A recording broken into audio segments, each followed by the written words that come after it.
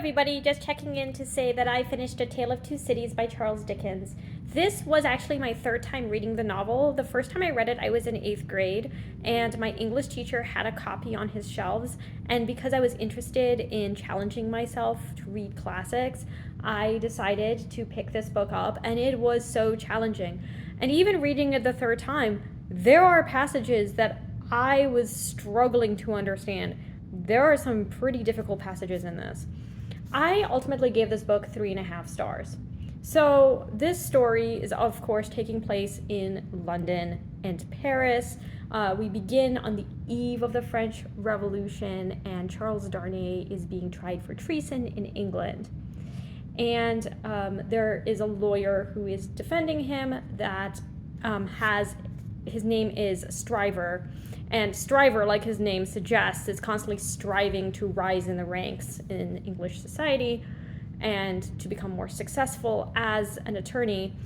And then he has someone who basically works as his paralegal named Sidney Carton, who, in my view, has clinical depression. He also struggles with alcoholism, and, he just feels really horrible about himself. And also, Stryver is telling him that he has made nothing of his life. So there's that part of the story revolving around Charles Darnay. And then we have a girl named Lucy Manette. And Lucy Manette comes to learn that her father, whom she thought had died, is actually alive. And there is that part of the story as well. We have some of the best villains in this story. Madame Defarge in Paris during the Revolution. She was a tricoteuse. If you're interested in knowing what that is, you should check out my other short where I talk about arts and crafts during the Revolution, especially as featuring in this book.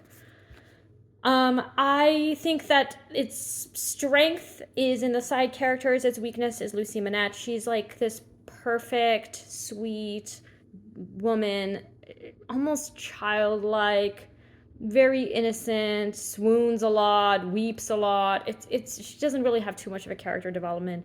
And nor does Charles Darnay, actually.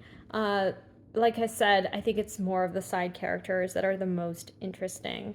I would still recommend this book. It was definitely well researched, and it introduced me to some very interesting revolutionary songs and crafts.